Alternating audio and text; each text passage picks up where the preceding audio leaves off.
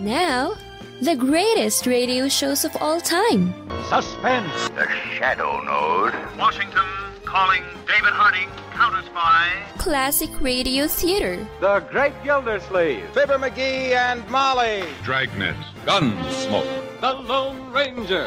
Now, step back into our time machine with your host, Wyatt Cox. Good evening, friends of the Inner Sanctum. Jimmy in Boston is just going to be thrilled today because it's an episode of My Friend Irma starring Marie Wilson that I don't think we've aired before. This one was originally broadcast January 6th, 1952, as Irma is looking for a publisher for her memoirs. Really?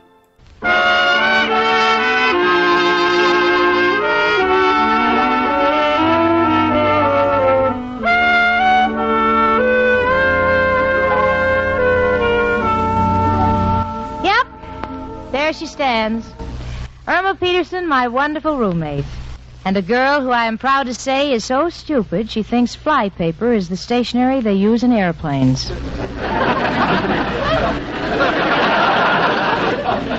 That's nothing. Yesterday she took a package of ends and tied them all together.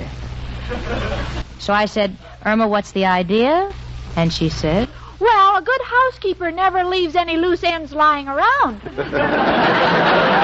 But housekeepers, stenographers, businessmen, everybody knows that ENNDS, the really effective chlorophyll tablets, are wonderful to carry around because they stop triple O. Stop odors of body, odors of breath, odor offense. It's amazing, but 1 or 2 tiny ends tablets daily stop all 3 forms of odor offense. Keep you fresh as a daisy all over, all day. And now ends America's most popular chlorophyll tablets, are proud to present your favorite comedy show created by Cy Howard and starring Marie Wilson as Irma and Kathy Lewis as Jane in My Friend Irma.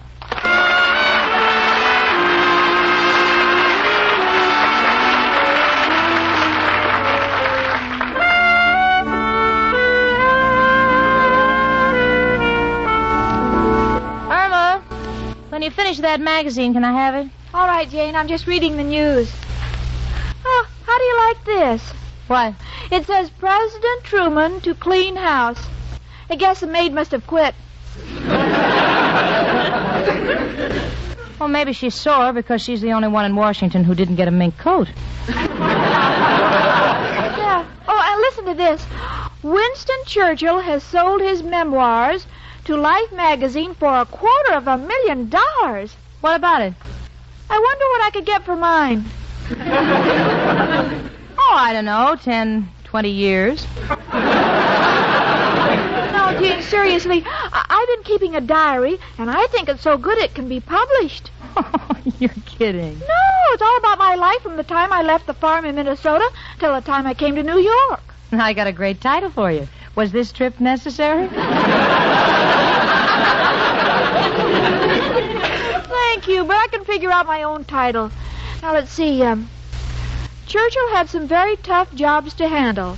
That's why he's called his life Trial by Fire. Well, I've seen the way you handle jobs, Cookie. Why don't you call yourself fired after every trial?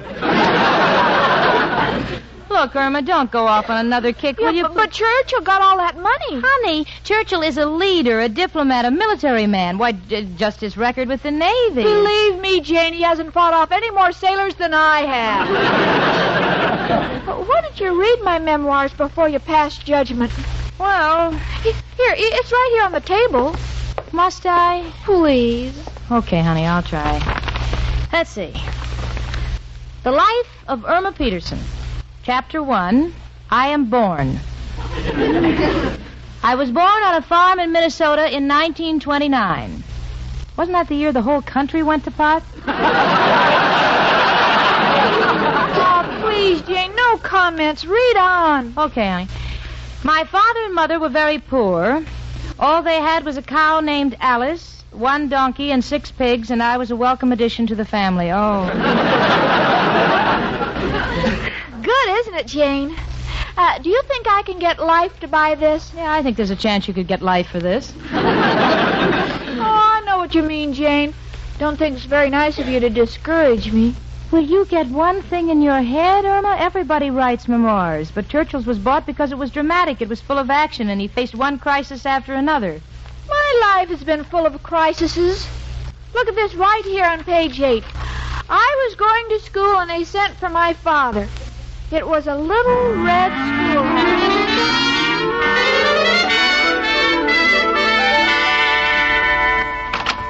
Oh, come in. I'm Mr. Peterson. Oh, Irma's father.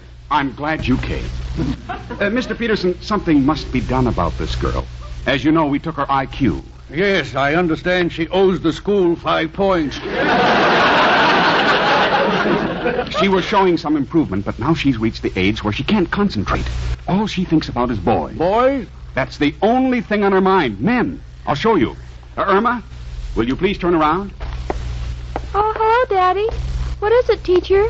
What is the largest river in the United States? Mississippi. And what's the capital of the United States? Boys Town. You see, we have arrived at a crisis in this girl's life. Either she gets better marks or I suggest you marry her off. Which shall it be, daughter? Oh, Daddy, of course I want to stay in school. All girls go through this stage. But I'm fighting it off. I'm not going to think of men or boys anymore. I'm through with them. Well, I'm glad to hear you say that, daughter, because who knows? If you get good marks in school, they're liable to give you a fellowship. Oh, that's wonderful. What does he look like?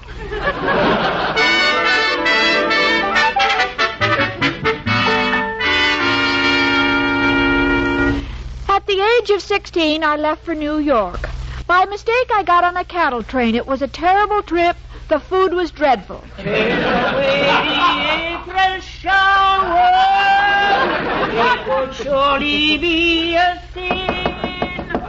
I'll get it gladly. Wow, hi, Miss O'Reilly. You're in grand voice tonight. What's the name of that song? It's called It's a Sin. But the professor says the way I sing it, it's not a sin. It's more of a crime.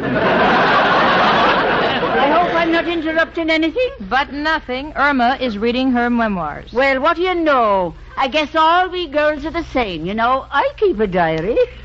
Don't tell me you're thinking about having it published. Why not? It could sort of be the woman's answer to the Kinsey report. You know, I go all the way back to the Spanish-American War. That far? Yes, and you should see how the servicemen used to hang around me house. If it wasn't for me, goodness knows how many men would have gone down with a mane. Oh, don't bother telling Jane about it. To her, you're nobody unless you're Winston Churchill. Oh, I don't understand. Well, you see, Miss O'Reilly, come in. It's only me, Professor Kropotkin. Hello, girls. I'm Mrs. O'Reilly. Tonight I got no insults for you. Well, thank you. I just got one simple request. Please stop singing outside of my room. You wake up the termites. It reminds them that I still got some furniture left. Irma, you've got a book in your hand. You're going to swat flies? No, Professor. Little Miss Shakespeare has written her memoirs, and because Winston Churchill had his published, she thinks she should have hers published. I don't know where you girls get these ideas. I remember the time Mrs. O'Reilly sent in her picture for the cover of a national magazine. And why not? They wanted a picture of an average girl who represented typical American womanhood. Well, there I can't argue, because I have always felt that you were the type of woman that should be covered with a hood.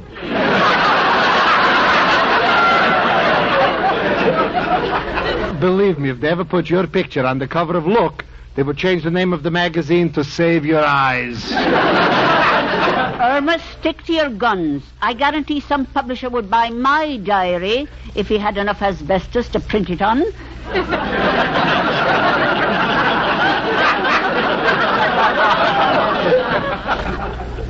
Mrs. O'Reilly, you keep a diary? Well, I think of it more as a score sheet.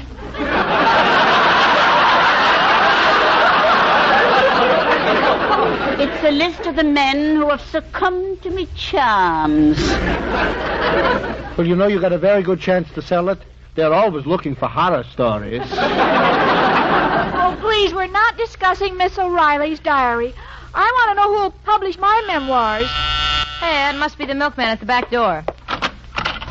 Hello, Miss Stacy. I saw your note here, but I'm sorry. I'm all out of sour cream. Oh, no sour cream? Sorry. Oh, just a minute, Mr. Milkman.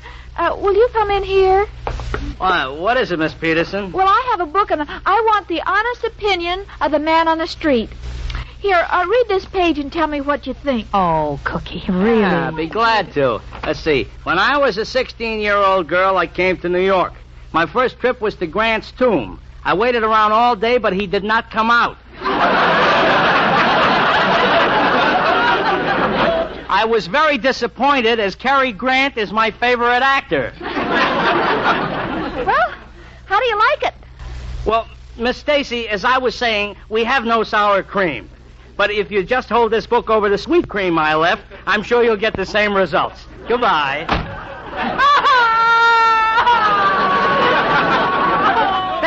Back, everybody. The tide's coming in again. Irma, honey, please understand. It's just that... Don't talk to me. Yeah, but Irma, darling... If you'll just listen. No, I don't want to hear a word from any of you. You're all against me. I'm going to talk to the only person who really loves me, Al. Irma. Don't try to stop me. You'll regret this day. My memoirs will be published, and who knows? It may even win the Pugilist Prize. The Pugilist Prize? Yes. It's very possible. This should knock out the publishing business in the first round.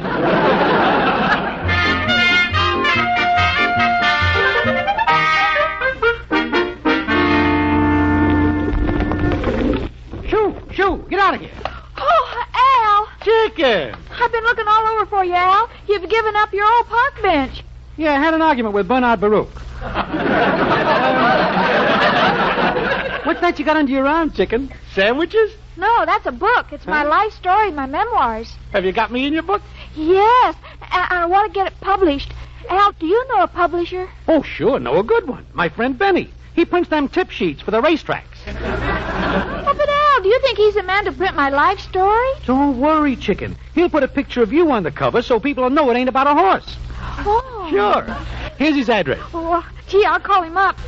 Gee, Al, I don't know how much to ask for my story. Oh, be tough, chicken. Tell him you want $5,000 if the book is a winner, and 3 and 2 for place and show.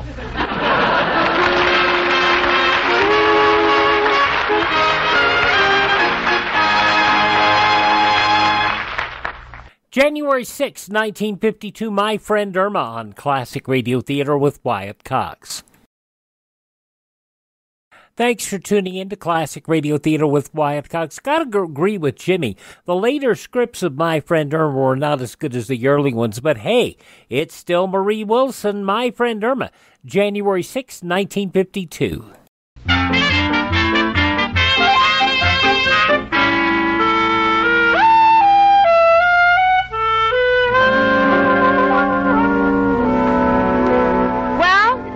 An appointment with a publisher. She won't tell me who he is, but in her own mind, her memoirs are as good as sold. And is she acting the part? Jane, my dear. Yes, Schnook, what is it? What a lovely day. Isn't the weather congealing today? Congealing? What do you mean? I don't know, but I think an author should use big words. Oh, by all means. It's so ricochet. Cookie, is your book going to have a dedication? Yes, Jane, I'm dedicating it to you. Oh. On the first page, it will say, "To Jane Stacy, my best friend, without to whom I would be nothing."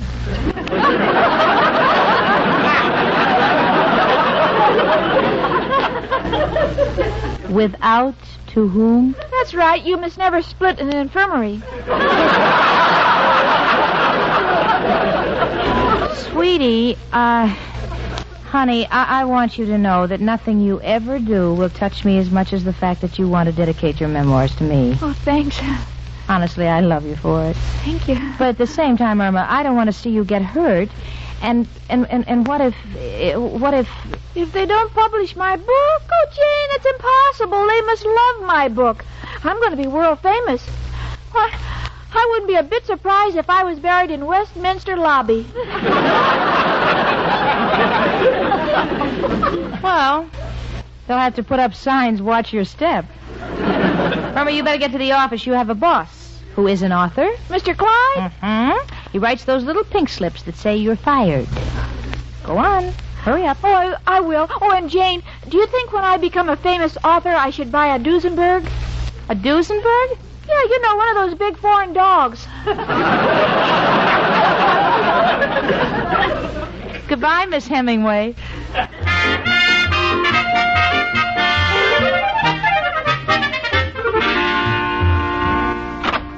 Ah, welcome, Miss Peterson.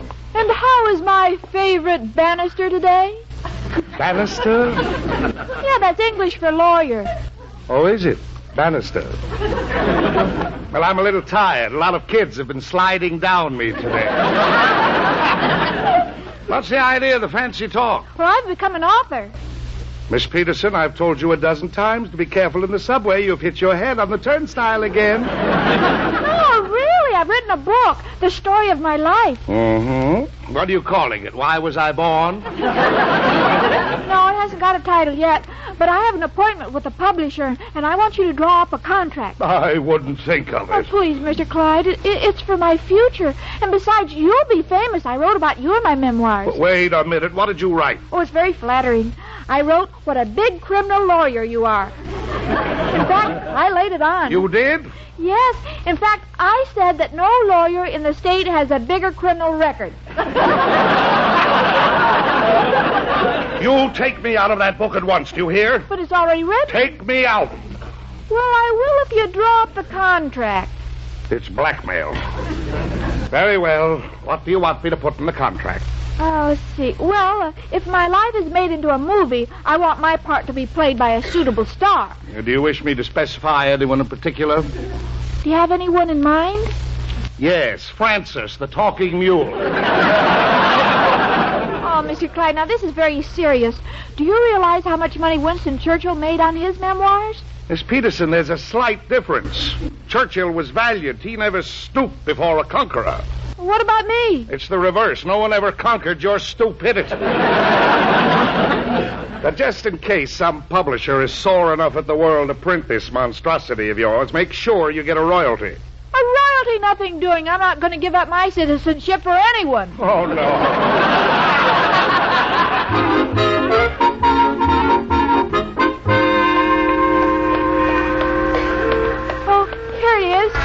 Turf Publishing Company. Oh, dear, closed by order of the police.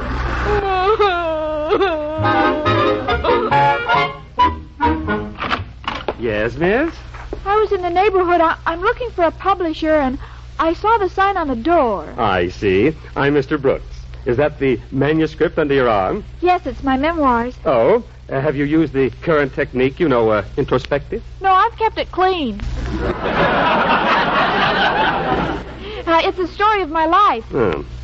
May I see it? Yes, I changed the beginning. To Jane Stacy, without to whom I would be nothing.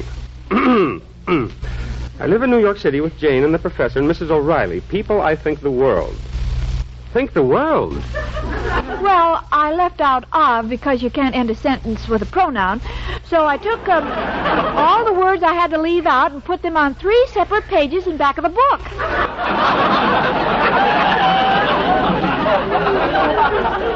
My, it's 4 o'clock. I'm late for tea. Goodbye.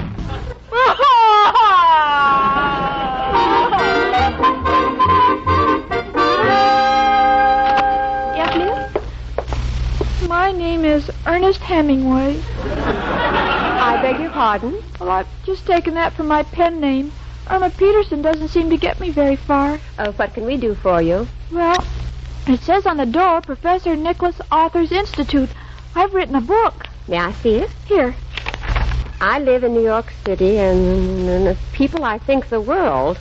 Could you leave this here, miss? We usually don't publish books, but I'm sure Professor Nichols would be interested in seeing this. Oh, thank you. And I want to call the book Halfway to Heaven. Halfway to Heaven? What an unusual title. Where'd you get it? From my boss. He always says I'm dead from the neck up.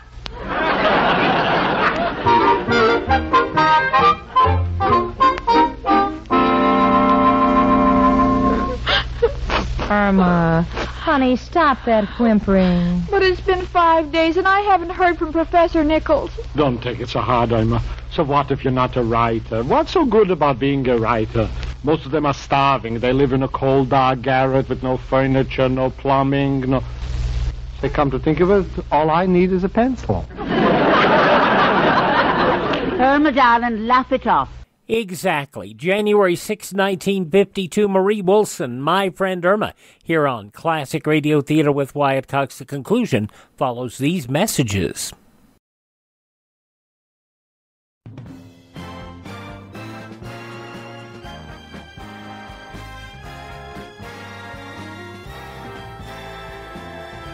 Now on Classic Radio Theater with Wyatt Cox, the conclusion of My Friend Irma, starring Marie Wilson, January 6, 1952.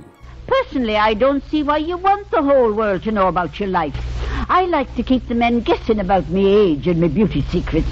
You know, sort of a human quiz program. And that's how I think of you, Mrs. O'Reilly, a quiz program. Because every time I look at your red hair, your pearly teeth, and your fluttering eyelashes, I say to myself, true or false?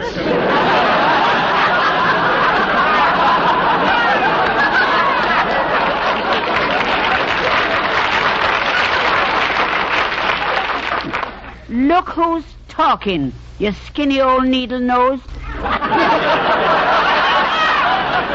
I've got a good mind to run a thread through your ears and darn me stockings. Hello? Yes, this is Irma Peterson. Ooh, Professor Nichols? You read my book? You're sending me a check for $100. Oh, see the ad in today's paper. Oh, thank you, Mr. Nichols. Goodbye. Jane, did you hear? Oh, Irma. Congratulations, Irma. Glory be. Oh, isn't it wonderful? And all you people thought I had no talent. Oh, honey, I can't wait till the paper boy gets here so we can see the ad. Oh, I can't get over it. I'm a famous author. Now, let me see. How do authors spend their money? First, I'll buy a mansion in France. You know, a chapeau. Yeah, and you could buy one of those stunning Parisian gowns. You know, a crepe Suzette. Oh, maybe that's a paper boy. Come in. Hey, Jen. Oh, Al, wait till you hear the news. Yeah, what? Professor Nichols is sending me $100 for my life story. Well, ain't that great? Always thought well of this author racket. Friend of mine does terrific writing numbers. Is that today's paper, Al? Uh-huh. Oh, let me see it. Yeah, and I said page 12. Wait a minute. Look. Wait. Oh, here it is. Professor Nichols Authors Institute. Oh, look, everybody. Look, they quote the beginning of my book. Oh. I live in New York City with Jane and the professor and Mrs. O'Reilly. People I think the world. Irma, read the big printing underneath. I used to write this way before I took Professor Nichols' writing course. Oh!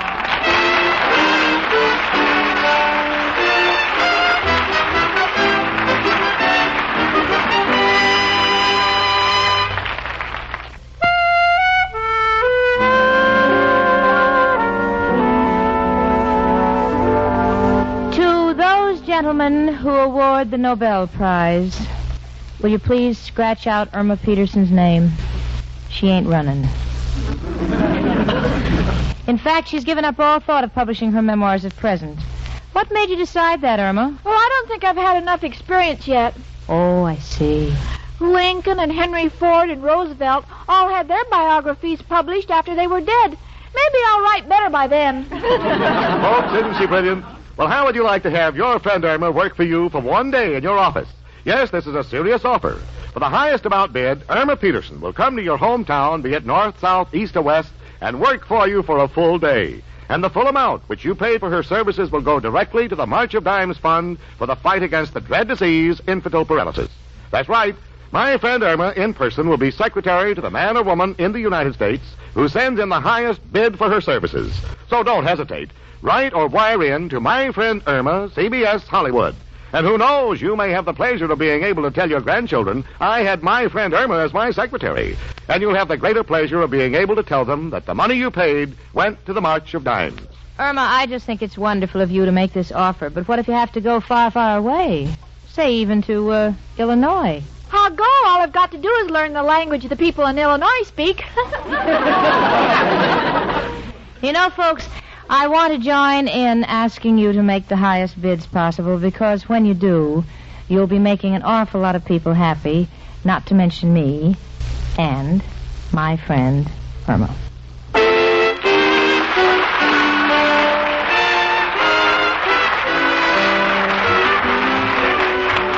My Friend Irma is a Cy Howard production and is directed by Park Levy, who writes the script with Stanley Adams. Pat Burton is associate producer. Marie Wilson is starred as Irma, and Kathy Lewis as Jane.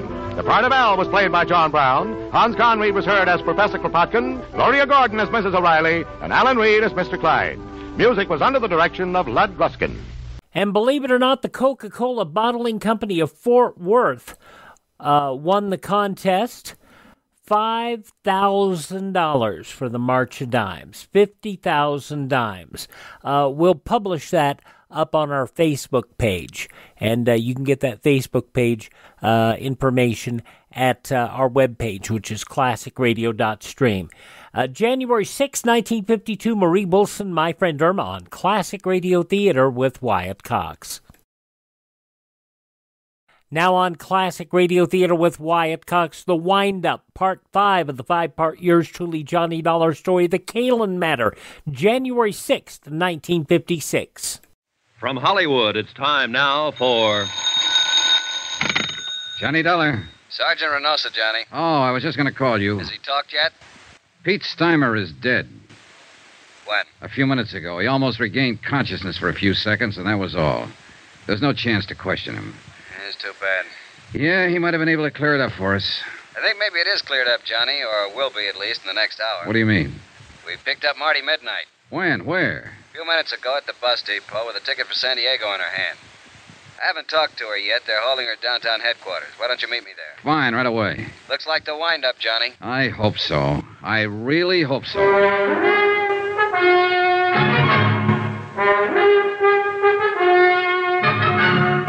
Tonight and every weekday night, Bob Bailey in the transcribed adventures of the man with the action-packed expense account, America's fabulous freelance insurance investigator. Yours truly, Johnny Dollar.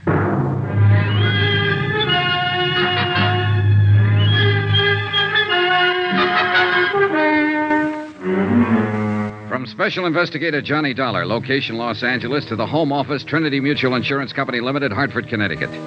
Assignment, The Caylin Matter. Expense account, final page.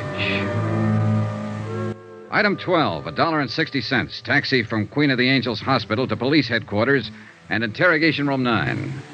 The police clerk showed me to the observation anteroom and left. I paused for a moment and looked in through the one-way mirror window. Sergeant Reynosa was already there, and the girl, Marty Midnight, sat facing him across a plain wooden table. He was glancing through the arrest file and apparently hadn't started to question her yet. She was younger than I'd expected, not over 22 or 23, and she was obviously scared. But her face was set and ready, sullen, defiant. I tapped on the door, and the jail matron let me in. Oh, come on in, Johnny. Take that chair, if you will. Thanks. When do I get to see a lawyer? You go under the name Marty Midnight? That's right. I said What's your real name? How long have you been in Los Angeles? Where'd you live before that? You see we got hold of here, Johnny? Yeah, I see. One of those wise ones, or so she thinks. If you're ever arrested, keep your mouth shut. Somebody told her that back along the line. She thinks it's good advice. I want a lawyer. Don't talk. They can't pin anything on you. She believes it. She'll probably still believe it right at the door of the gas chamber. I haven't done anything. You gotta let me see a lawyer. It's a law. You'll see one at the usual time. I know that law, too, Marty. And you're not being deprived of any of your legal rights. What's your real name? Well, then I guess we'll have to contact your folks and see if they have any influence. Contact my folks? Who are they? Go on, tell me. Well, let's see. Oh, yes, Mr. and Mrs. John R. Jackline of San Diego at 426... How did you find out? And your name is or was Jean Luann Jackline. Don't let my folks know, please. I'll talk, Sergeant. I'll answer anything you want to know. If you just won't use my real name. If you won't let my folks find out, please. Suddenly, she was just a frightened kid, not a hard-boiled little chorus pony, a nightclub stripper, but only a scared girl who didn't want her folks to find out. She kept her head down, and she answered Reynosa's questions, her eyes lowered, like a repentant school kid who had been caught playing hooky. Then I remembered. The charge here was murder. Did you know that Eddie Caylin was married when you started going around with him? Not at first. And later you found out, but you kept on going with him. Well, he said he was getting a divorce. He said he'd been trying to get free of his wife for 6 months, but she wouldn't let him. Did you believe that? Well, yes. I don't know. I didn't until he came here that night. He said we're going to run away to Mexico together. The night he killed Mike Kelso? Yes, but I told you I didn't know about that until 2 days later. And it was self-defense, honest. Mike was trying to hold him up to get back the money Eddie won in that poker game.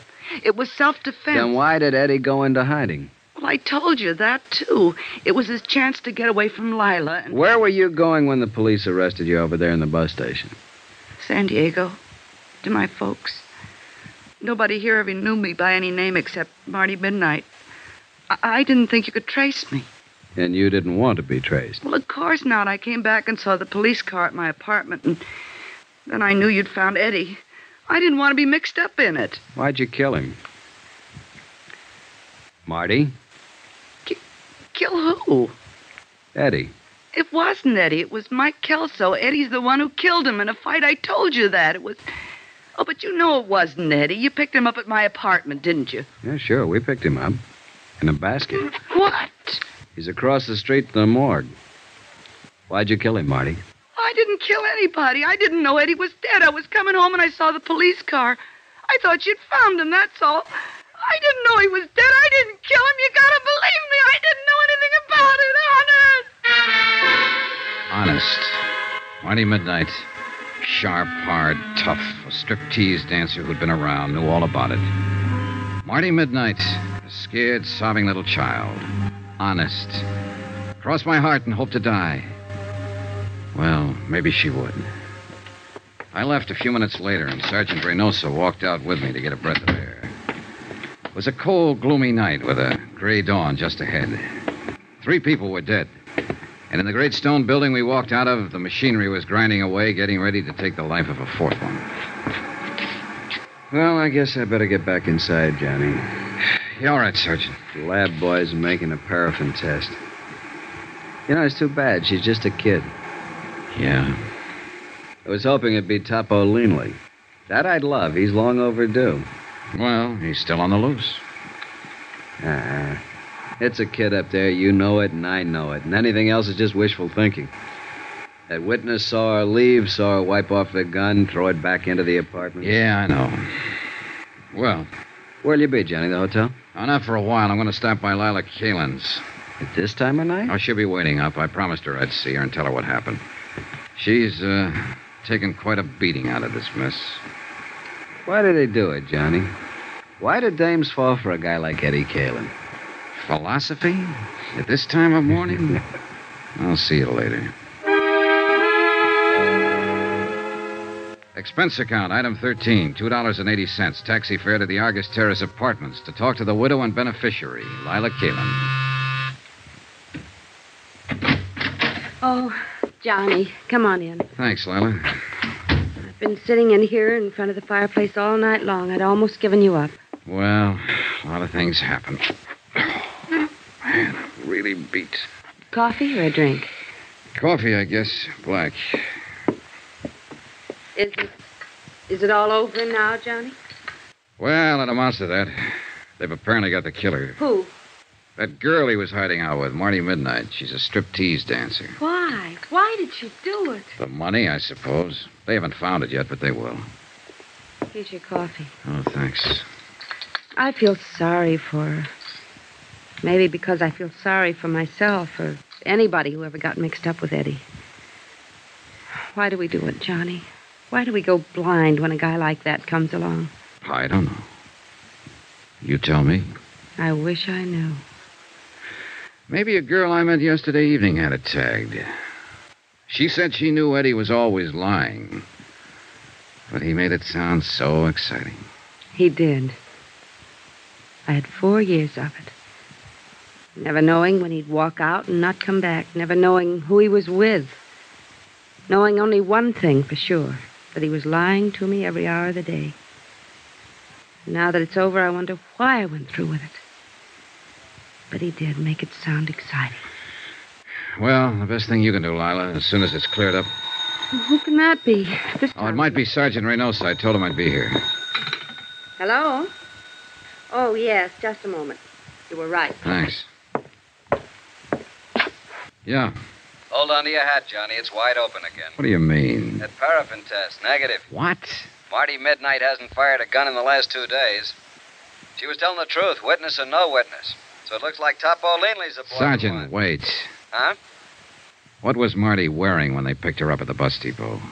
Why, the same thing she was when you saw her. Skirt and sweater. Did she have a coat on? A short jacket. What are you getting at? Hey, Johnny, you still there? Sorry, I was thinking. And it figures.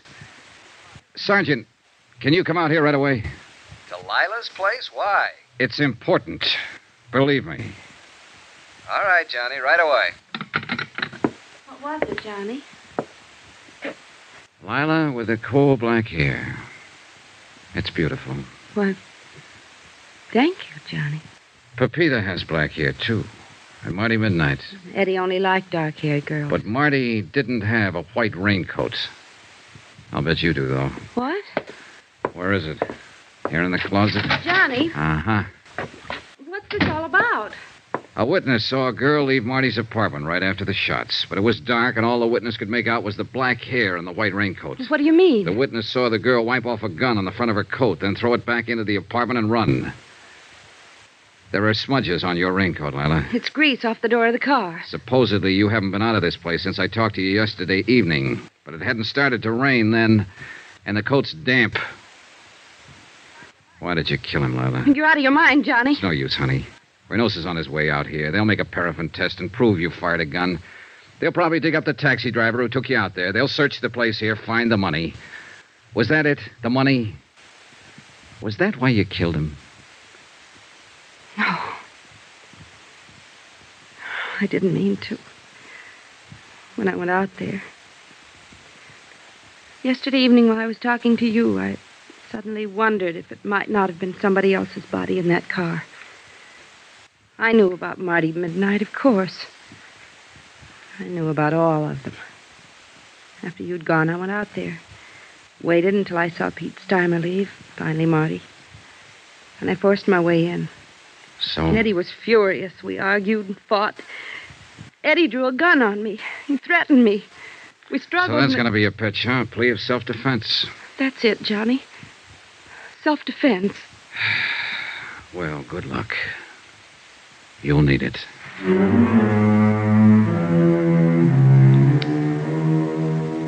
Expense account item 13, $263.35. Incidentals, etc., in Los Angeles and plane fare back to Hartford. Expense account total, $596.85. End of expense account. End of report. Remarks? So the question still stands. Why do they do it? Why do girls go blind when the Eddie Caylins walk in? You might ask a stripteaser down in San Diego. But don't look for her under the name of Marty Midnight. She's Jean Luann Jackline now. A quiet kid. Lives at home with her folks. Yours truly, Johnny Dollar.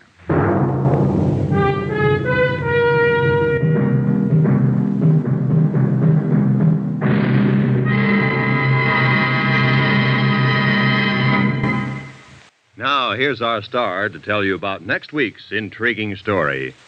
Next week, the case of a beautiful girl who refuses to see the man she loves as he really is.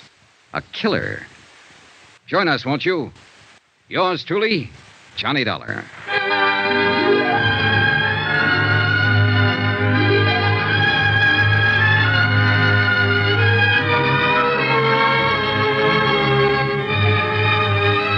Yours truly, Johnny Dollar, starring Bob Bailey, is transcribed in Hollywood.